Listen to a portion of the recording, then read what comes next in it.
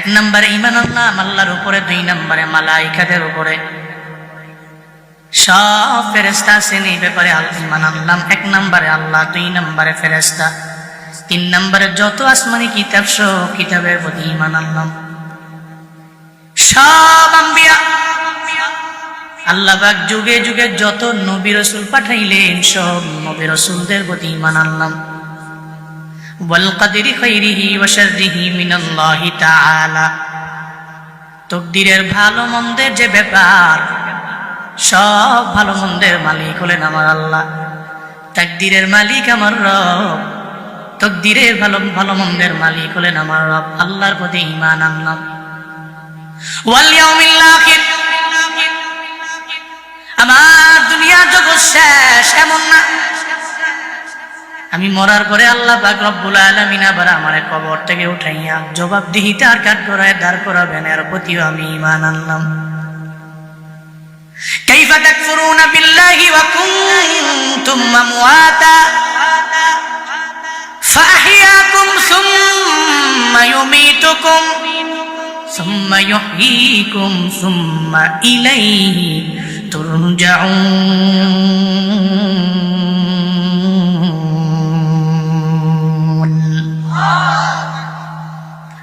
আল্লাহ পাক বলেন, তোমরা কেমনি অস্বীকার করো আমার আল্লাহর ছিলে মৃত, আমি আল্লাহ মৃত থেকে আমি আল্লাহ তোমার জীবন দিয়া দিলাম। আবার তোমার জিন্দেগি শেষ হয়ে গেল 60, 65, 70 বছর, এরপরে আবার আমি আল্লাহ তোমার দরবারে মালাকুল মউত পাঠাবো। মালাকুল মউত তোমার ভিতর থেকে রূহটাকে কবজ করে নেওয়ার মাধ্যমে তোমার মউত হয়ে যাবে। ওদিন আর নাম থাকবে না জুনায়েদ আল হাবিব, নাম থাকবে লাশটারে কবরে নামো। ওদিন আমার নাম হবে লাশ, ওদিন আমারে কেউ বলবে না এই লোকটারে কবরে নামাও,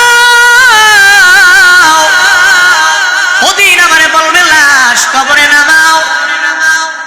ওদিন বলবে জুনায়েদ আল হাবিবের লাশ, আব্দুর রহিমের লাশ, আব্দুর রহমানের লাশটারে কবরে নামাও। আল্লাহ কয়, ছিলে মৃত মায়ের গর্ভে আমি আল্লাহ তোমারে জীবন দিয়া দিলাম, এরপর ওই মায়ের গর্ভ থেকে আমি আল্লাহ তোমারে ওই জায়গার মধ্যে মায়ের নাভির তারের মাধ্যমে খাওয়াইলাম, এরপরে জমিনের মধ্যে আমি আল্লাহ তোমারে আনলাম, সব নিয়ামত আমি আল্লাহ জমিনের মধ্যে তোমারে দিয়া দিলাম। ও বান্দা, তবে আমি আল্লাহ মরণ বানাইলাম, জীবন বানাইলাম, আগে বানাইলাম মরণ, এরপরে বানাইলাম জীবন। কেউ যদি মনে করে আমি 1000 বছর দুনিয়ার মধ্যে বাঁচবো, বাঁচতে পারবে না। দুনিয়াতে কেউ থাকতে পারেন নাই, কারণ মরণের কোনো গ্যারান্টি নাই, ঠিক কিনা? আল্লাহ যদি বলে ও মালাকুল মউত যাও রূহটারে কবজ করে নাও, পৃথিবীর কোনো ব্যক্তি নাই মালাকুল মউতরে বইলা বলবে 3 দিন আমারে সময় দাও, 5 দিন আমারে সময় দাও। জীবনেও কোনোদিন আপনি সময় পাবেন না রে বাবা। ব্যবসাটা আমি গুছাবো, জীবনেও কোনোদিন বলবে না, আপনাকে পারমিশন দেওয়া হবে না, গুছাইয়া পরে আইসো বলা হবে না। এই জন্য তো বলি আল্লাহর প্রতি ঈমান আনলাম, আখিরাত আমার কবর, হয় আমি জান্নাতে যাব না হয় জাহান্নামে যাব, সব বিষয়ের প্রতি আমার ঈমান আছে পরিপূর্ণ। এরে আল্লাহর গোলাম, আল্লাহ পাক সেই ব্যাপারে সূরা জিলজালের মধ্যে জানায়া দিলেন, তোমার যত নেক আমল আছে বদ আমল আছে সব তুমি দেখতে পাবা রে বাবা। ইযা যুলজিলাতিল আরদু জিলজালাহা ওয়া আখরাজাতিল আরদু আসকালাহা ওয়া ক্বালাল ইনসানু মা লাহা। চিল্লা জোরে করে পড়েন আল্লাহু আকবার। আল্লাহ পাক বলেন, ইযা যুলজিলাতিল আরদু জিলজালাহা, জমিন জালজালা হয়ে যাবে, কম্পনে প্রকম্পিত হয়ে যাবে। হাসরের ময়দানে একদিন কায়েম হবে। আল্লাহ পাক যেদিন বলবে ও ইসরাফিল সিংহা নিয়ে বসে আছো, ফু দাও। আল্লাহ যখন বলবে ইসরাফিল ফু দিয়ে দিবে, এক ফুয়ের আওয়াজে পুরা দুনিয়াটা লন্ডভন্ড হয়ে যাবে। প্রথম ফুয়ের আওয়াজে জালজালা হয়ে যাবে, কম্পন হয়ে যাবে। আল্লাহ পাক জানায়া দেয়, ইযা যুলজিলাতিল আরদু জিলজালাহা, এই জমিনটা যখন জালজালা কম্পন শুরু হয়ে যাবে, আপনারা বলেন তো এই জমিন কথা মানে কার? কারণ এই জমিন কে বানাইছে? আল্লাহ যদি বলে ও জমিন আমি তোরে বানাইছি, যা আদেশ করবে সব জমিন মানতে বাধ্য।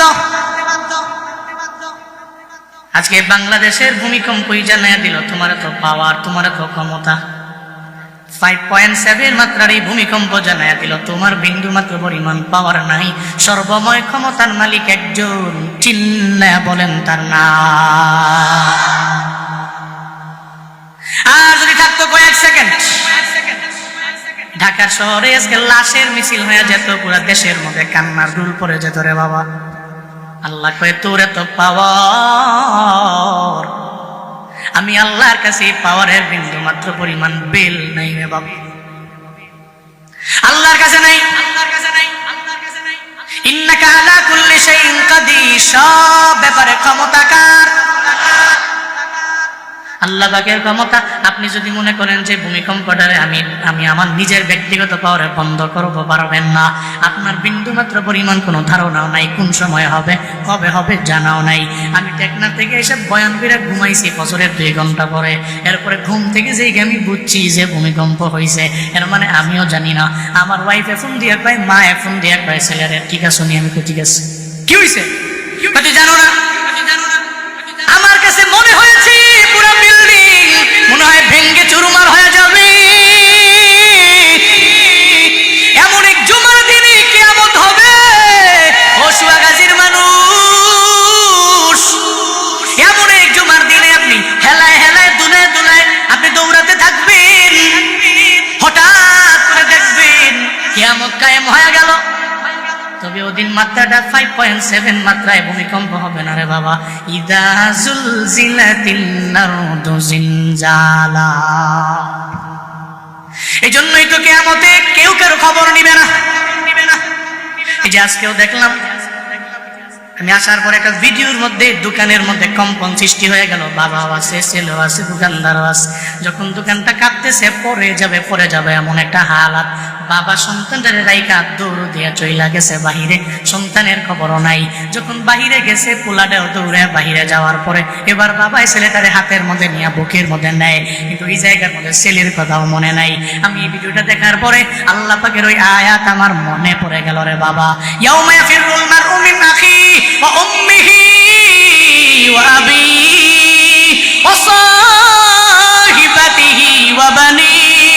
আল্লাহ পাক বলছেন হাসরের ময়দানে এত ভয়ঙ্কর, ওদিন মেয়ে মার খবর নিবে না, মা মেয়ের খবর নিবে না, এই বাবা সন্তানের খবর নিবে না, সন্তান বাবার খবর নিবে না, কেউ কারো খবর নিবে না। ওদিন আপনি একা,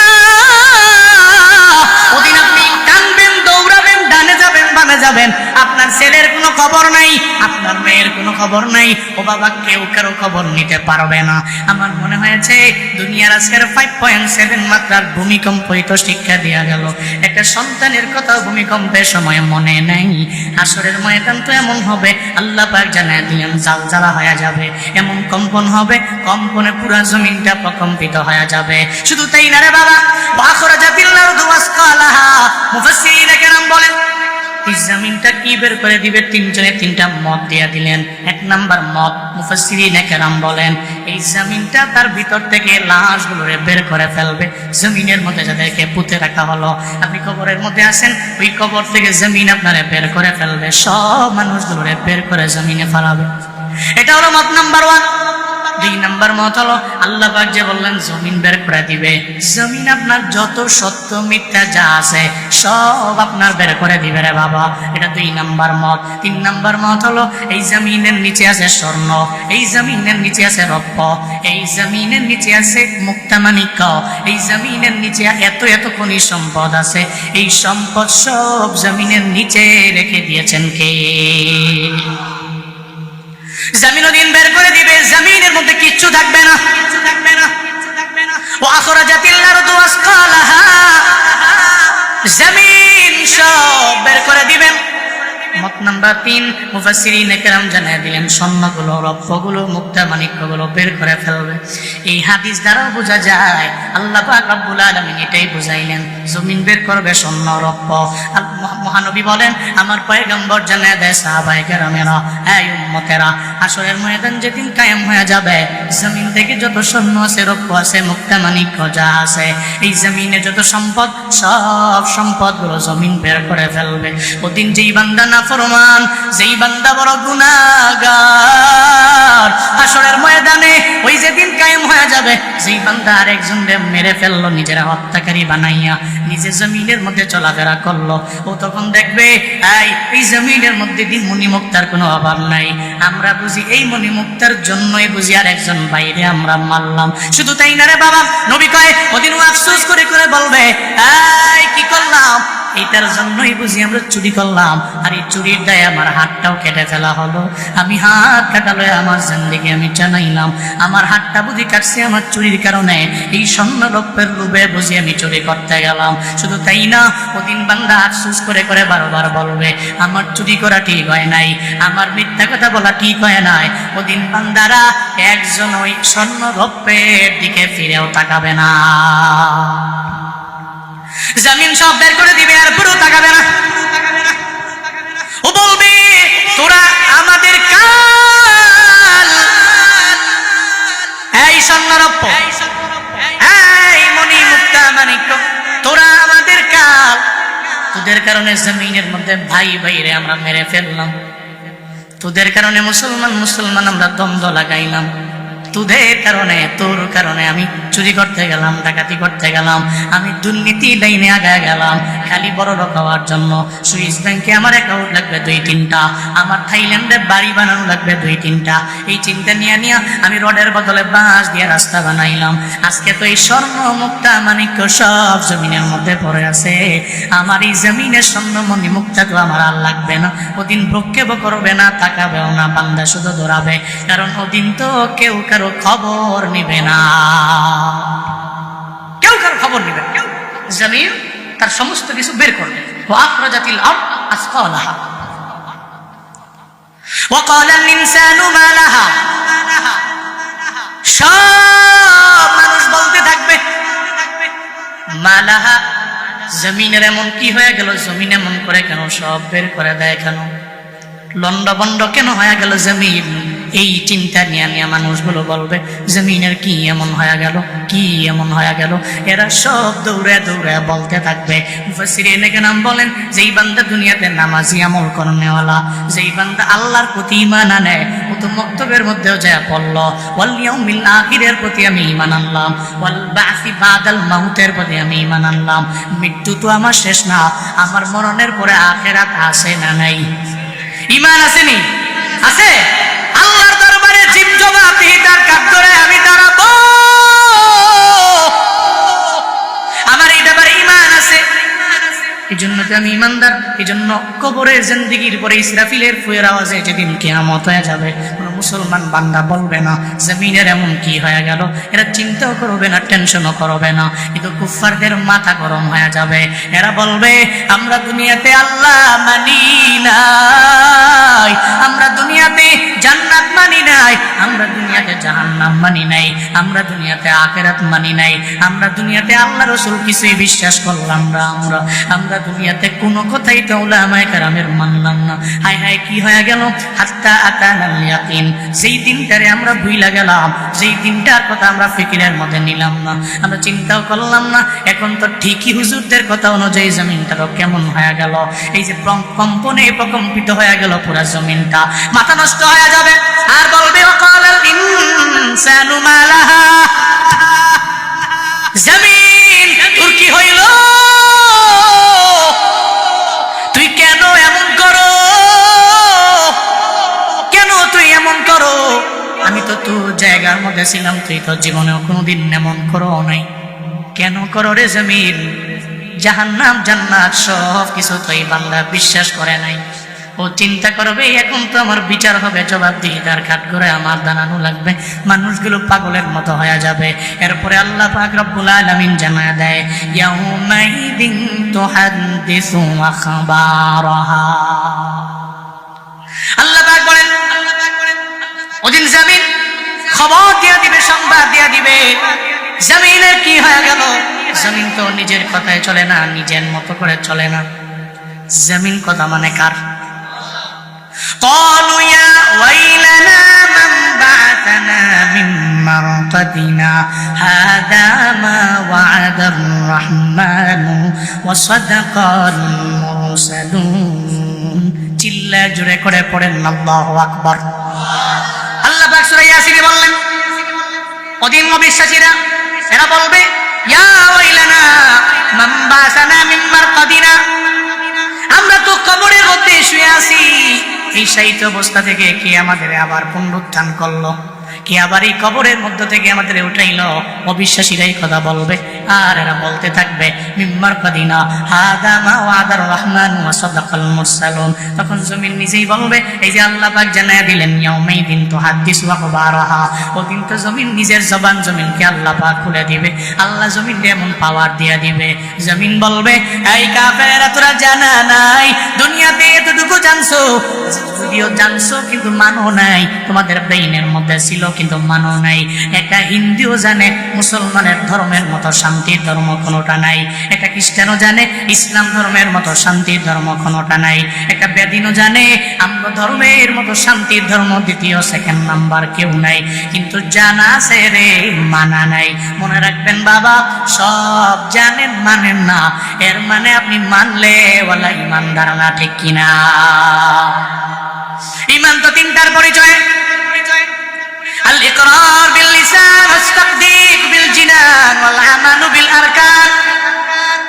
আপনি এক নম্বরে কালেমা পড়লেন, লা ইলাহা ইল্লাল্লাহ, আপনি পড়ে নিলেন, মৌখিকভাবে স্বীকৃতি দিয়ে দিলেন আপনি মুসলমান, পরিপূর্ণ হন নাই। এরপরে আপনার অন্তরের মধ্যেও লালন করলেন আল্লাহ ছাড়া কোনো ইলাহ আছে, আল্লাহ ছাড়া কোনো ইলাহ নেই, এটা আপনি অন্তর দিয়েও পরিপূর্ণ বিশ্বাস করে নিলেন রে বাবা। এরপরে 3 নম্বরে আপনার এতটুকু বইলেই তো ক্ষান্ত নেই, এরপরে আমল করা লাগবে। আল্লাহ যা বললেন তা মানবেন, আল্লাহ যদি বলে ডানে যাও ডানে যাবেন, নবী বলছে তুই বামে যাও না বামে যাওয়া যাবে না। এর মানে আমল বিল আরকান, আরকানের দ্বারা আমলও করা লাগবে কি লাগবে না? লাগবে না? আপনাদের এলাকায় হিন্দু আছে না নাই? আসেনি?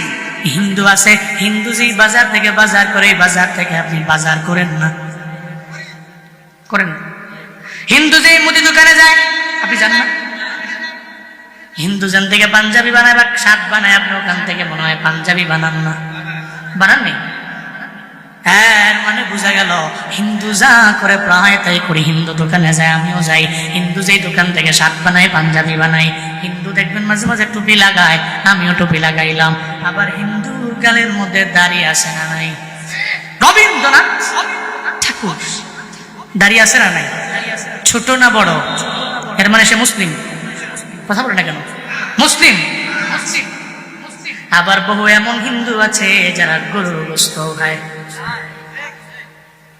কি আজ নাই? আরে আমগো এলাকায় হিন্দু অভাব নেই, আমার ডানে বামে বাড়ির অভাব নেই। একদিন আমি বাড়ি থেকে বেরোইছি, প্রোগ্রামে যাব, বাজারে আসার পরে হিন্দু আমার গাড়ি ব্রেক দিচ্ছে সামনে দাঁড়ায়। আমি গ্লাস নামে বললাম, কিরে কিছু বলবা? প্রতিদিন মাহফিলে যান, আম করে কিনে এমন যায় না?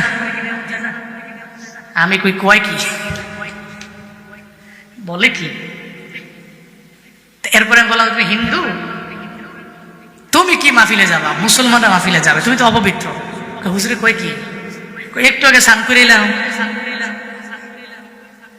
স্নান বলে একটু আগে করেছে, এলাকা তো পবিত্র। আমি কই এই পবিত্র, এই পবিত্র না, তুমি বুঝছো না? আচ্ছা তো কি কি বলতে চাও বলো? আসলে মুন্ডায় চাই মাহফিলে যাওয়ার, আমরা তো জানি হুজুর গো খাওয়ান বলো। এর মানে হিন্দুরাও জানে যে হুজুর গো, বাংলাদেশের মানুষ কিছু জানুক বা না জানুক, এতটুকু জানা আছে যে হুজুরদের খাওয়ান ভালো হয়। আলহামদুলিল্লাহ, আমি খাওয়ান ভালো, আমরা অস্বীকার করি না। কে খাওয়ায়? ঠিক আছে, খাওয়ান ভালো, এটাও বুঝছি। কি বলতে চাও? আমরা তো মাহফিলে গেলে মোটামুটি একেবারে ইনটেক গরু গোশতের আইনা রাইন্দা রাখে, গরম গরম। তো মাঝে মাঝে আমি করে নিলে, আমি তো গরিব মানুষ, মাহফিলে গিয়ে আপনার পরিচয় দিয়ে না যে আমি হিন্দু, বৈশা বৈশা মোটামুটি গরু গোশত দিয়ে ভাত খাইয়া ফেটটা ভুইরা পরে আমরা ওয়াজ হই না বাইতে ফিরাম। এর মানে বোঝা গেল হিন্দু গরুর গোশত খায় কি খায় না? আপনি যেই দোকানে গেলেন ও গেল, আপনার গায়ে পাঞ্জাবি, ওর গায়ে পাঞ্জাবি। শুধু তাই না, মাঝে মাঝে দেখবেন এটা হিন্দু বলবেন, হিন্দু তুমি পড়ো লা ইলাহা ইল্লাল্লাহ, দেখবেন মজার চলেও বলে ফেললো লা ইলাহা ইল্লাল্লাহ। তাহলে হিন্দু আর আপনার মাঝে পার্থক্যটা কোথায় রে বাবা? এই যে ঈমানটা পরিপূর্ণ বানানোর জন্য, ঈমান পরিপূর্ণ বানানোর জন্য লাগবে আমল, লাগবে নামাজ, লাগবে রোজা, লাগবে নেক আমল। ও বান্দারা, আপনি নামাজ ছাড়া পরিপূর্ণ ঈমানদার হতে পারবেন না, জীবনেও কোনোদিন এটা সম্ভব না। এর মানে বোঝা গেল একটা হিন্দু কালেমা পড়লেও সে মুসলমান হতে পারবে না। কোন কারণে? কারণ সে নামাজের দিকে আগায় না। আপনি যখন নামাজের দিকে আগাবেন, নামাজি হবে আপনার কালেমার পরিচয়, ঠিক কিনা? নিয়ত করেন 5 ওয়াক্ত পারেন না, আস্তে আস্তে আগান। দুইটাই যদি আমি আপনাদের কই তুই 5 ওয়াক্ত নামাজও পড়বি, তুই মসজিদে ঢুকা একবার টানা 40 মিনিট বসে থাকবি, একবার নামাজই পড়বি। অন্তত পক্ষে ফরজটা কই আগান না, ফমসাই পড়ে না, ফাওটাও ধরে কোনো নাম গুয়াই বয়ে না, এমন ভাবে কয় এত মাঝে মাঝে এই কষ্টের কাম, এই 30-40 মিনিট লাগায় এটা ইচ্ছা দাদা, এটা আমার দ্বারা না। আর অন্তত পক্ষে আপনি আস্তে আস্তে আগান না। আজকে 3 ওয়াক্ত পড়েন না, কালকে আবার 4 ওয়াক্ত করেন, আস্তে আস্তে করেন। অটোমেটিক্যালি কোনো একদিন আল্লাহ কবুল করে নিলে আপনি 1-1.5 মাস 2 মাস পর থেকে 5 ওয়াক্ত নামাজের একটা মজা পাবেন। আচ্ছা, রমজানে মসজিদের মধ্যে মুসল্লি কম না বেশি? রমজানের পরে আমি বুঝলাম না বিষয়টা। এই রমজানের মধ্যে এই মানুষটি নামাজ পড়তে পারে, রমজানের পরে কি মাফ নাকি? মাফ তো রমজানে পরে, রমজানের পরে পরে নাকি? যে বেড়ায় রমজানে পারে এবারে তো রমজানের পরেও পারে। এর মানে শয়তানের ধোঁকা। কার ধোঁকা? মূলত এবারে রমজানে পারছে না, রমজানে এবারে খাওয়ান নাই, ফেডো ফেডো বুক ক্ষুদা, সে তো হাঙ্গরি, এরপরেও সে নামাজ পড়ে, 5 ওয়াক্ত নামাজ পড়ে, তিলাওয়াত করে, এরপরে খারাপ কিছুর দিকে যায় না। তো রমজানে পারলে বাকি 11 মাস কেন পারে না? উত্তর হলো শয়তানের ধোঁকা। বলে তার কোনো কাজ নাই, শয়তান ধোঁকা দেয়, প্রতারণার ফাঁদে ফেলায়, পড়াশোনা দেয়, তুই রমজানে পড়িস, রমজানের বাইরে পড়িস না। আল্লাহ আমাদের সবাইকে সর্বাবস্থায় 5 ওয়াক্ত নামাজ পড়ার তৌফিক দান করেন। এটা বাবা আমাদের পরিচয়। এটা কি? আমি যে নামাজ পড়ি, আমি একজন মুসলিম, এটা আমার পরিচয়। আপনি যা করেন, চারদিকে ডান বাম কত কিছু করেন না, না কত কিছুই তো করেন, নামাজটা ঠিক রাখেন। খুদার কসম 1 মাস 2 মাস 3 মাস 1 বছর পড়বেন, এই নামাজ আপনার ডে বাই ডে খারাপ কাজগুলো থেকে দূরে ঠেলে দেবে। এই ওয়াদা কার? ইন্নাস সালাতা তানহা আনিল ফাহশাই ওয়াল মুনকার ওয়া লাযিকরুল্লাহি আকবার আল্লাহু ইয়ালামু মা তাসনাউন। চিল্লায়া পড়েন আল্লাহু আকবার। আল্লাহ পাক বলেন ইন্নাস সালাতা তানহা, তুমি নামাজ পড়েছো, তোমার নামাজ 1 দিন হয়ে গেল তোমারে খারাপ কাজ থেকে ফিরায় না, 2 দিন হয়ে গেল ফিরায় না, 3 দিন হয়ে গেল ফিরায় না, 1 মাস হয়ে গেল ফিরায় না, 2 মাস হয়ে গেল ফিরায় না, 1 বছর হয়ে গেল ফিরায় না। আল্লাহর কসম নামাজটারে কন্টিনিউ রাখো। হঠাৎ করে একদিন দেখবা গুনাহের দিকে তোমার মনটা যায় না, তুমি সগীরা গুনার দিকেও যাও না, কাবিরা গুনার দিকেও যাও না। তখন নামাজ তোমারে বলবে, এই তুই আমারে পড়ো, তুই আবার এই নামাজ পড়ার পরে নিজের মুসল্লি বানাইয়া এরপরেও কেন তুই অন্যায় কাজের মধ্যে যাও, এরপরেও কেন হারামের দিকে দৌড়ে যাও। দেখবেন নামাজটা আপনার গালিগালাজ থেকে দূরে রাখবে, মিথ্যা কথা থেকে দূরে রাখবে, অন্যায় থেকে দূরে রাখবে। এক কথায় নামাজ আপনারে সব গর্হিত কাজ থেকে দূরে রাখবে। চিন্না বলেন ঘোষণাকার। তাহলে আসলের ময়দানে জাহান্নামীরা বলবে, এই জমিনের কি হয়ে গেল? তখন জমিন বলবে, তোর জানা নাই, হাদা মা ওয়াদার রহমান ওয়া সাদাকাল মুরসালুন। আল্লাহ পাক রব্বুল আলামিন বলেন, জমিন বলবে, এটাই তো ছিল আমার আল্লাহর প্রতিশ্রুতি যে দুনিয়ার পরে আখিরাত, দুনিয়ার পরে আখিরাত আছে। এই ভুইলা যাও না, আমি আল্লাহ তোমার জবাবদিহিতার কাঠ গড়ায় দাঁড় করাবো না, এই বিষয়ে তুমি ভুইলা যাও না। দুনিয়ার পরে যে আখিরাত আছে, এই আখিরাতের প্রতি চিন্তা নিয়ে তুমি আগায় যাও।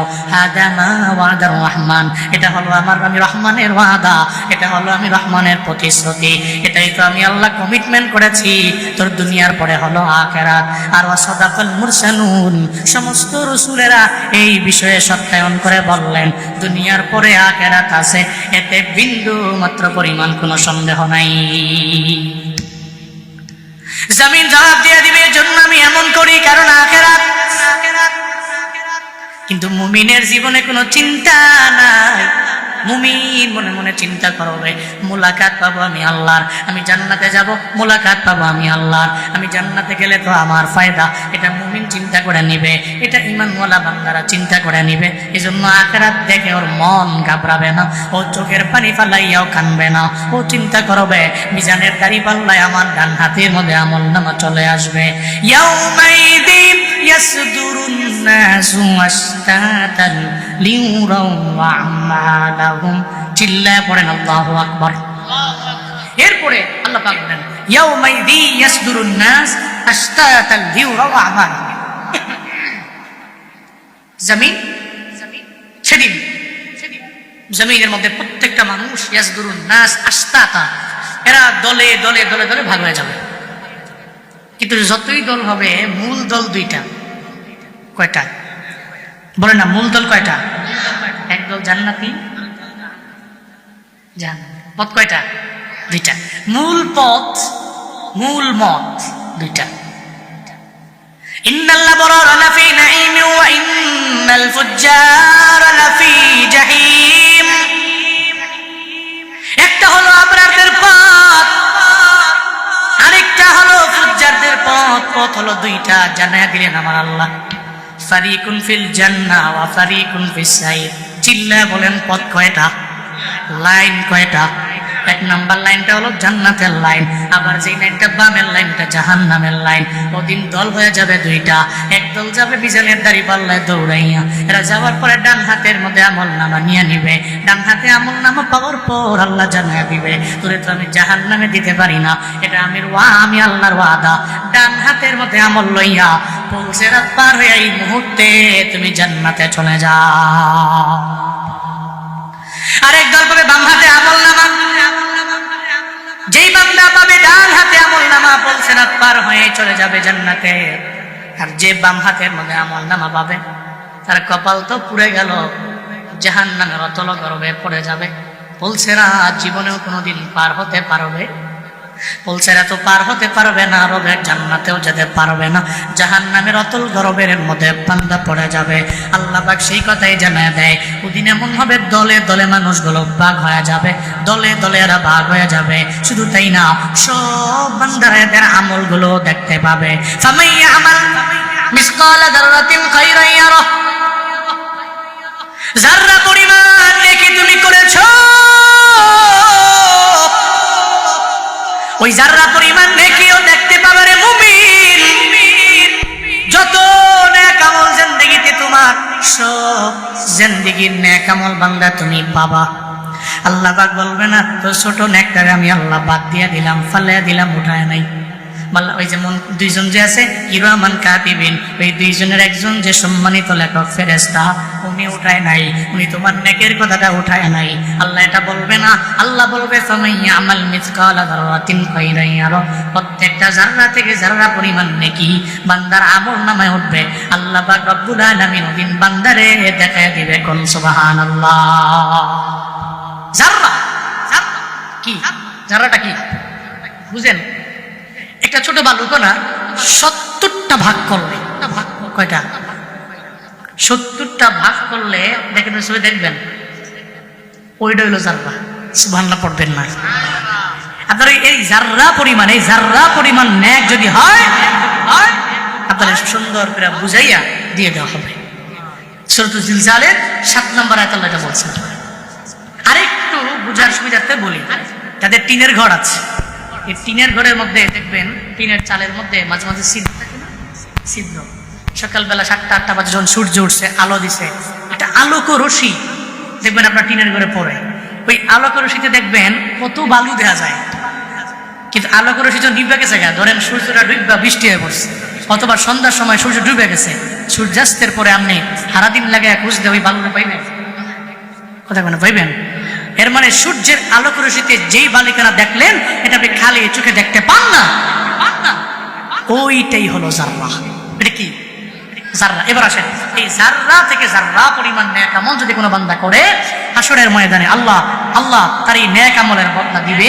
শুধু তাই না, শুধু নেক আমল না, ومن يعمل مثقال ذرة شرا يره চিন্না বলেন আল্লাহু আকবার।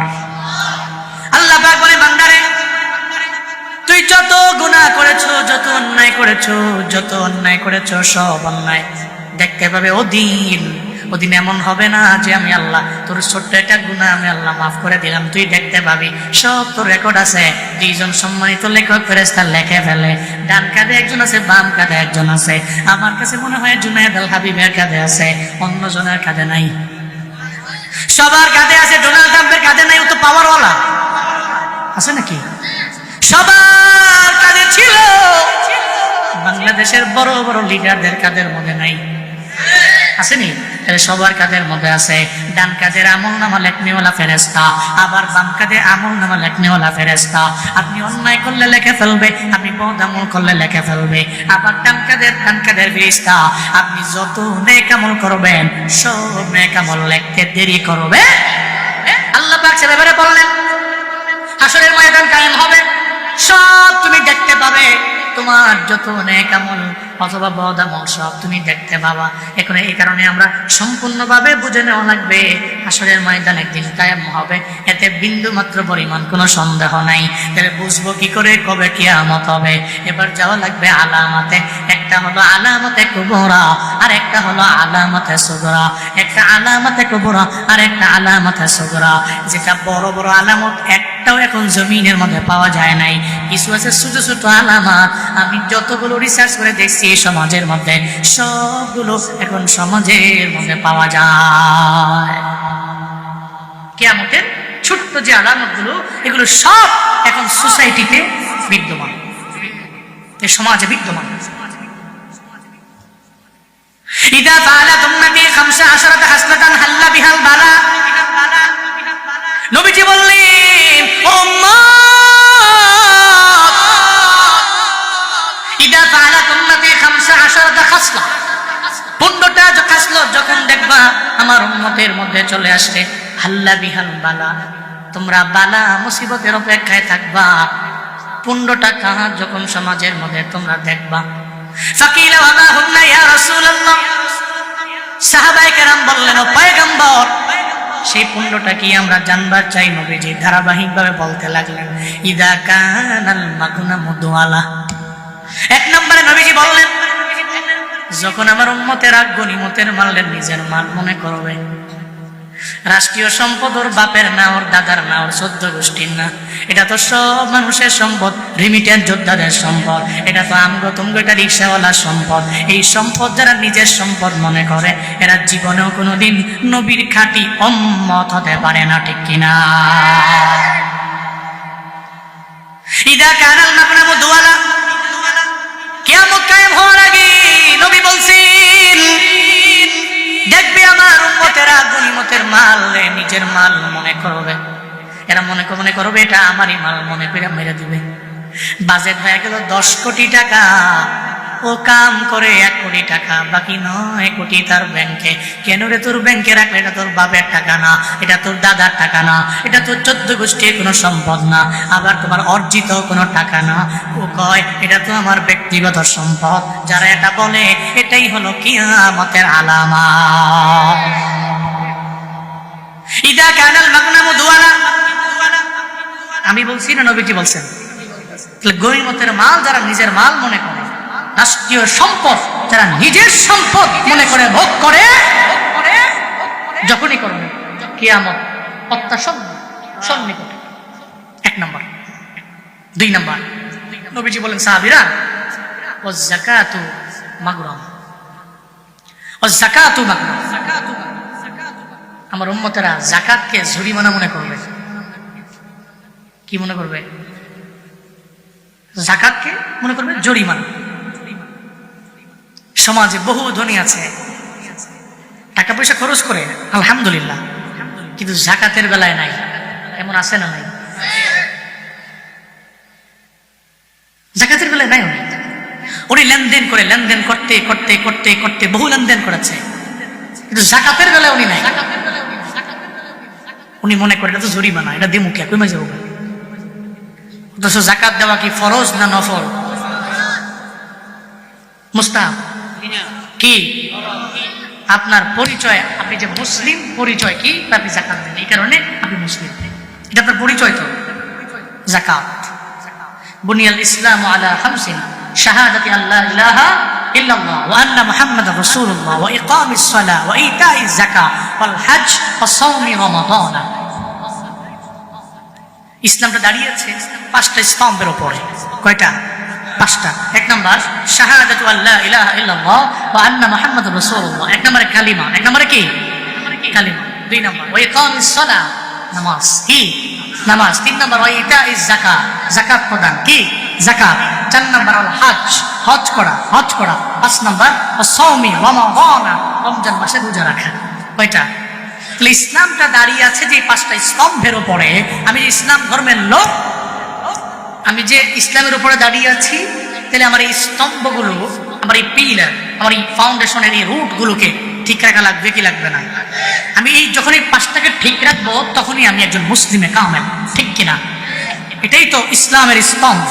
তাহলে যাকাত প্রদান করা এটা জরিমানা নয়, এটা মুসলমানদের ঈমানের পরিচয়।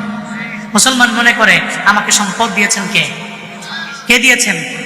আপনি তো গরিব ছিলেন, আপনাকে কে ধনী বানিয়েছেন? কে বানিয়েছেন?